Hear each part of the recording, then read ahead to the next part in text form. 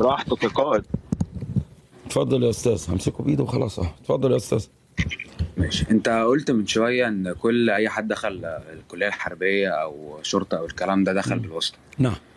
فاحب اقول لك لا، في ماشي. كتير قوي دخلوا من غير ماشي واسطه. يا فندم، خلاص انا مختلف معاك، اختلفنا في النقطه دي، ما فيش حد هيقتنع بيك. اتفضل يا استاذ. بهجت تمام، صابر دي رئيسا، بهجت صابر رئيسا لمصر، نعم ام لا ولماذا؟ اتفضل. انا بقول لك لا، ليه بقى؟ اتفضل. اولا اول حاجه رئيس مصر لازم يبقى واجهه. نعم، فتح يبقى ايه؟ السيسي ماشي، مش رئيس واجهة. مصر يبقى واجهة ايه؟ واجهة. لحظه يا استاذ.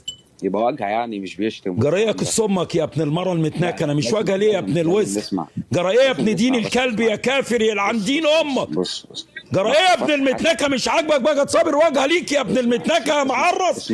ده يا ابن دين الكلب ما بيعرفش يتكلم كلمه انجليزي، يا ابن الشرموطه، ده اعصر من عقب السيجاره يا ابن المره المتنكه.